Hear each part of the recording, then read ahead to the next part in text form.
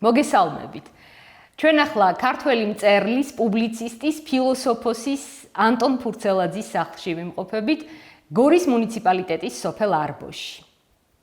საქართველოს კულტურის სამინისტროს ინიციატივითა და კულტურული მემკვიდრეობის დაცვის ეროვნული სააგენტოს მხარდაჭერით გასულ წელს დასრულდა ამ სახლის რეაბილიტაცია. ჩვენი მასპინძელი ანტონ ფურცელაძის შვილთაშვილი, ქალბატონი ირინა ფურცელაძეა. მოგესალმებით, ქალბატონი ირინა.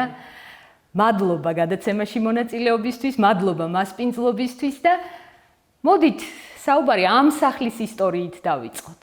როდის ააშენა ანტონ ფურცელაძემ, რა ახსოვს აქაურობას? მადლობა თქვენ რომ გვესტუმრეთ, ძალიან გამახარეთ თქვენი სტუმრობით და მიხარია რომ მომეცა საშუალება ვილაპარაკო ჩემს დიდ ბაბუაზე.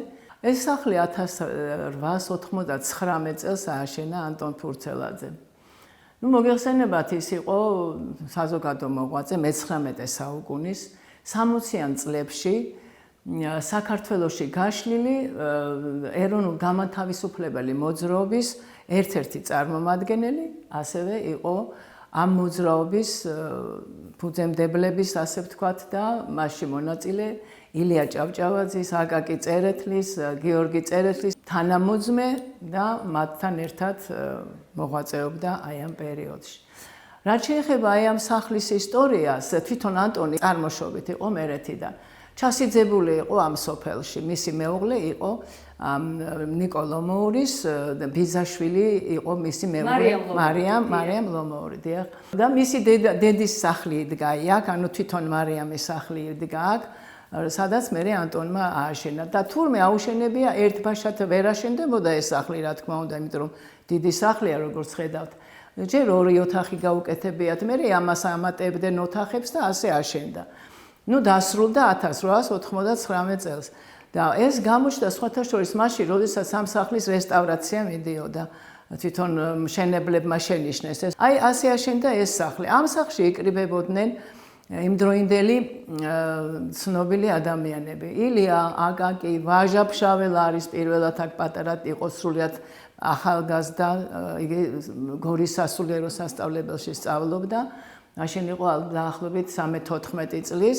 ამ პერიოდში უკვე ანტონი გამოჩენილი პიროვნება, მოსულა მასთან მეგობართან ერთად და ეს მოგონება სხვათა შორის არის ზაქარია ჭიჭინაძის წიგნში მისი გარდაცვალების შემდეგ რომ გამოვიდა, სადაც აი ეს მეგობარი იხსენებს ამ ისტორიას. ვაჟა-ფშაველა შემოვიდა აქ, როგორც ვაჟა-ფშაველა კი არა, ლუკა რაზეკაშვილი. მოვიდა ანტონთან და ვთხოვა რომ აიო მეო წერო ლექსებსო და თუო არ შეწუხდებით, წაიკითხეთ, იქნებ ტყვილავ წერ ამ ლექსებს და არც არ არის საჭირო, არ გამომდის კარგად. ანტონმა წაიკითხა, რა თქმა უნდა, ეს ლექსები და გაუთხრა რომ შენ კარგი ვაჟაი ყოფილხარო. აი ზუსტად ასე წერია. შენ გამოხდა ისეთი დიდი მწერალი, როგორიც არის ილია ჭავჭავაძე. სავარაუდოდ, ვაჟაც ალბათ ვაჟა-ფშაველამ აქედან აი ეს პირველად რო უთხრა ანტონმა ეს სიტყვა ვაჟა, ასე დაირქვა სახელი. ფურცელაძეთა გვარის წარმომადგენლები ტახტის აზნაურები ყოფილან 1829 წელს ნიკოლოზ ფურცელაძის ოჯახში გაჩნდა ვაჟი ანტონი. მომავალი მწერლის დედა ბარბალე გედევანიშვილი განსწავლული ქალბატონი ყოფილა, სასულიერო და საერო მწერლობის დიდი მოყვარული. ოჯახზე გვიამბეთ.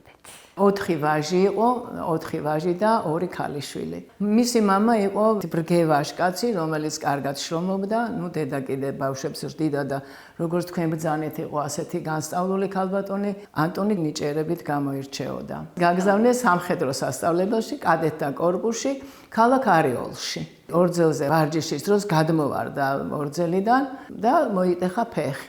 წარმოვიდა ახლა იქიდან ეს და დაბრუნდა ალბათ გულგატეხილი და თვითონ წერს კიდევაც, რომ ჩემი ცხოვრება დრამატულია და ტრაგიზმით არის ავსეო. ორიოლიდან დაბრუნების შემდეგ თბილისში გადავიდა საცხოვრებლად ანტონ ფურცელაძე და დღევანდელი ფურცელაძის მაშინდელი კალოუბნის ქუჩაზე მისი ნაქირავები ბინა, ქალბატონი ირინა, როგორ იქცა იმდროინდელი მოწინავე ახალგაზრდობის შეკრების ადგილად? ზუსტად ორიოლიდან წამოსვლის შემდეგ ის ჩავიდა თავის სოფელში, დაბრუნდა მერეთში. და სულ მიკვირს იცით აი ამ ახალგაზრდამ პატარა ბიჭი, ანუ ხა 16 წლის მაინც ძალიან ახალგაზრდა, ასეთი დიდი განათლება, ის უკვე თბილისში ჩავიდა განათლებული, მან იცოდა შესანიშნავად ზედმიწევნით კარგად ქართული ლიტერატურა. რუსული ლიტერატურა და ევროპული ლიტერატურა. არ უნდოდა მშობლებს მისი გაშვება, მაგრამ ამაში დაეხმარა ის, რომ მისი ძალიან ახლო ნათესავი იყო დიმიტრი ყიფიანი, მისი დედა ფურცელაძე იყო და ჩავიდა სხვათა შორის მასთან. და აი რას თქვენ ბრძანეთ ეს კალოუბნის ქუჩაზე, ანუ დღევანდელ ფურცელაძის ქუჩაზე, იქ იქირავეს ბინა. წარმოიდგინეთ, ახლა ჩასული ახალგაზრდა, იმას მატერიალური მდგომარეობა კარგად არ აქვს და ახერხებს იმას, რომ შოულობს სამსახურს თავისი სიძის დის მეუღლის მირზაშვილის დახმარებით. გადამწერად დაიწყო მუშაობა. განათლებულ ახალგაზრდას, როგორიც ანტონი იყო, არ გაუჭირდებოდა იმ პერიოდში გასულიყო მაგ საზოგადოებაში და კიდევაც მოიპოვა გარკვეული ადგილი. რა თქმა უნდა, ეს არ მოხდა, არ ყოფილა იავარდით მოფენილი ეს ურთიერთობები. მაგრამ დასახლდა მათთან და დაიწყო აქ მათთან ერთად მოღვაწეობა. ძალიან საინტერესო პერიოდზე უნდა გადავიდეთ ახლა. ანტონ ფურცელაძის მოღვაწეობის ის ჟურნალ ცისკრის აქტიური თანამშრომელი იყო მის პირველივე კრიტიკულ წერილში. საუბრობდა ლიტერატურის გაცოცხლების აუცილებლობაზე. საერთოდ ძალიან მრავალფეროვანი იყო მისი შემოქმედება და საგულისხმოა, რომ ანტონ ფურცელაძე მამათა და შვილთა ლიტერატურული პაექრობის პერიოდში რასაკვირველია შვილების პოზიციებს იცავდა. მოდით ამ პერიოდს გადავავლოთ თვალი. მინდა რომ ეს წაუმწვარო აუცილებლად. მისი გარდაცვალების შემდეგ 6 თვის შემდეგ ჟურნალ თეატრი და ცხოვრებაში დაიბეჭდა ასეთი რამ მის შესახებ. გავა დრო და ახალი თაობა დემოკრატიული საქართველო უფრო ღირსეულად დააფასებს თავის ღვაწლნამაგდარ შვილს, რომელიც მარად ქართველი ხალხის სინდის საფხიზლებდა და მუდამ უკეთესი მომავლისკენ უთითებდა მას. აი ეს სიტყვები მართლა ძალიან უხდება მის ცხოვრების ისტორიას, აი მის მოღვაწეობას, მის ურთიერთობას თავის თანამედროვეებთან და რაც შეეხება ცისკართან მის მუშაობის დაწყებას, ის სტატია, რომელზეც თქვენ ბრძანებთ, ეს არის ალბათ სურამის ციხეს გულისხმობთ. სურამის ციხეზე და იცით რა, აი ეს ადამიანი იყო, აი არ ვიცი, ამ პერიოდში, როგორ შეიძლება და ყოფილიყო ასეთი თანამედროვეთ მოაზროვნე, აი დემოკრატია, თავისუფლება, აი ამ სტატიის შემდეგ მას შეხვდა უსიამოვნებები, რა თქმა უნდა. მიუხედავად ამისა, მან საპასუხო წერილიც დაწერა ამისი, სადაც ის ამართლებს იმ თავის წერილს. ცისკრის შემდეგ უკვე იყო დროება. ანტონ ფურცელაძე დროების აქტიური თანამშრომელი გახდა. 1867 წელს ის სამუშაოდ გადავიდა ზუგდიდში, ზუგდიდის სასამართლოში და საგულისხმოა, რომ იქ დაწყებითი სკოლა დააარსა. არ არის ეს გასაკვირი, რასაკვირველია ის მთელი თავისი ცხოვრების მანძილზე ხმამაღლა ამბობდა, რომ საზოგადოებრივი პროგრესის მიღწევა მხოლოდ და მხოლოდ განათლების გზით არის შესაძლებელი. მოდით ამ პერიოდს გადავავლოთ თვალი. ის იყო მწერალი, ის იყო მთარგმნელი, ის იყო კრიტიკოსი, ფილოსოფოსი, იყო დრამატურგი და ამავდროულად იყო პრაქტიკული მოღვაწე დრამატურგიაში. იყო ბანკირი, ამავდროულად ბრწყინვალედ იცოდა სოფლის მეურნეობის ყველა დარგი და შეისწავლა არაჩვეულებრივად იურისპრუდენცია და რა თქმა უნდა იყო რედაქტორი.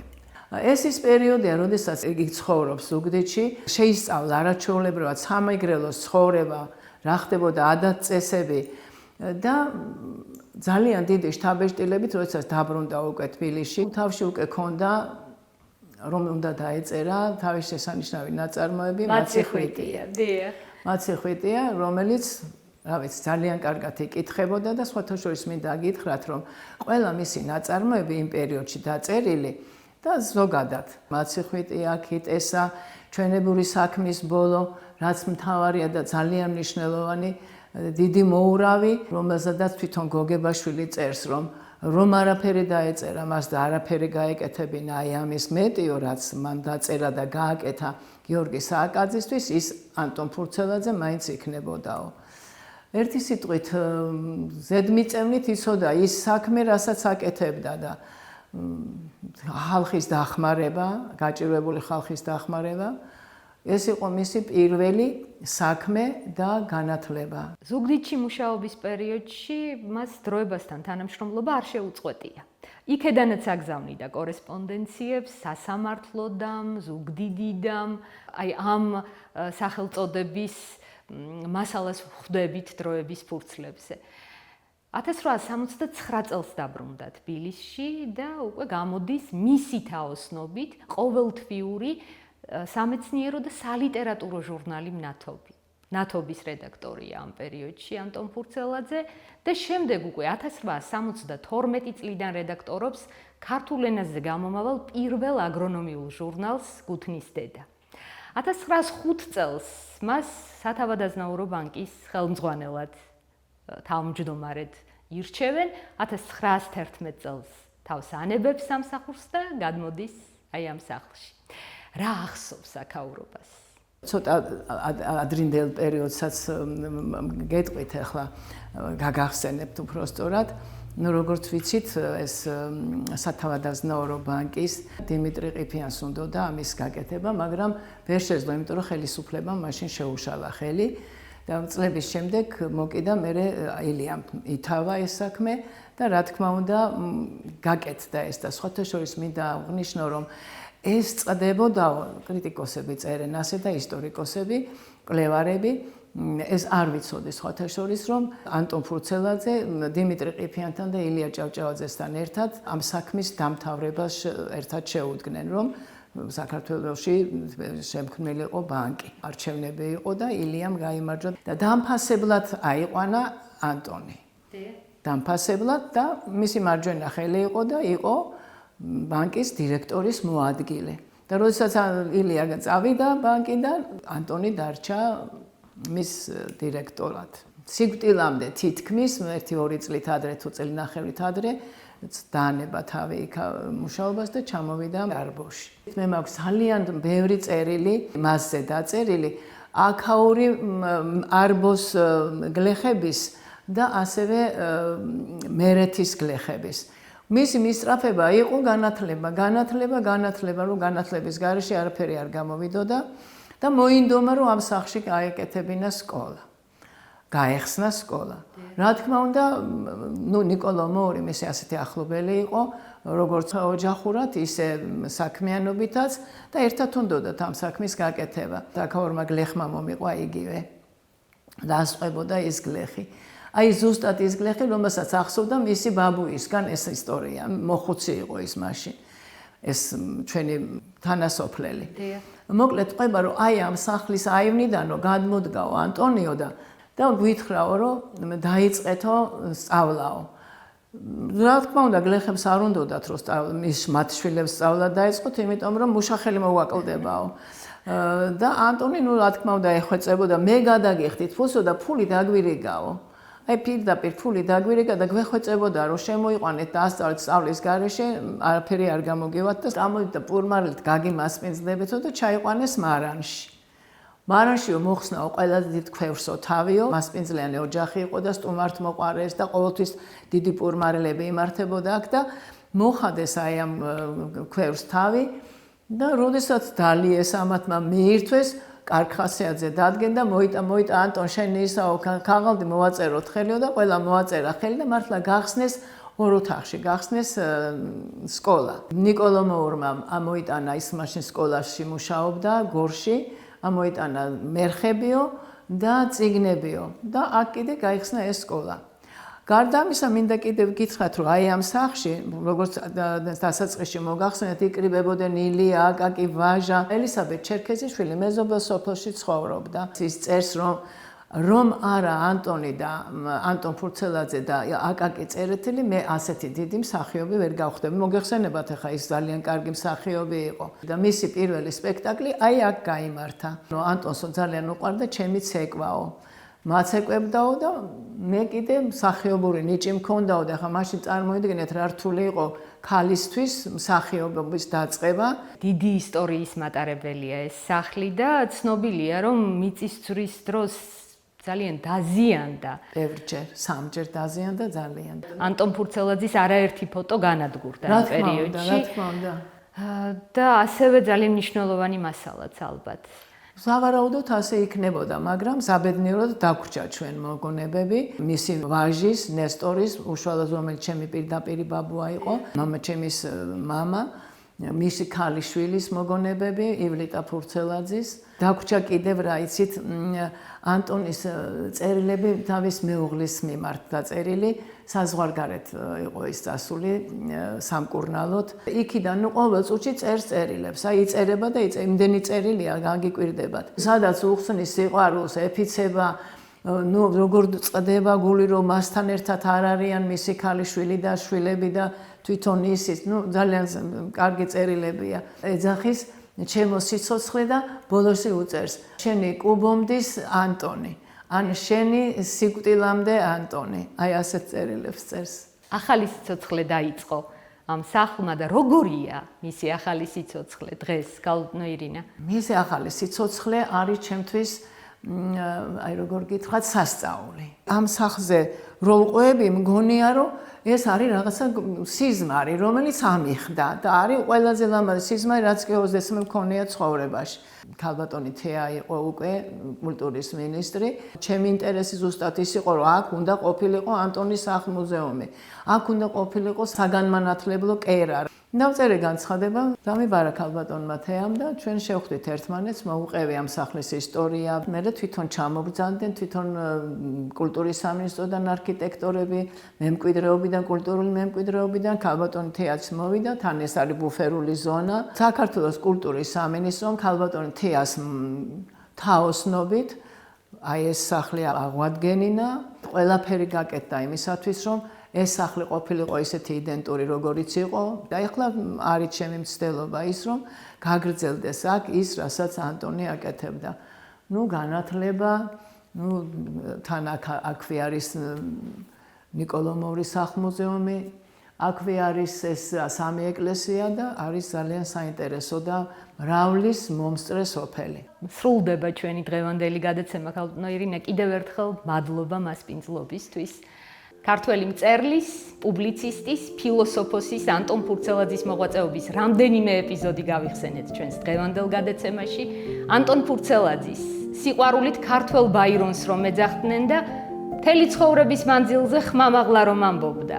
საზოგადოებრივი პროგრესის მიღწევა მხოლოდ და მხოლოდ განათლების საშუალებით არის შესაძლებელია. მომავალ შეხვედრამდე.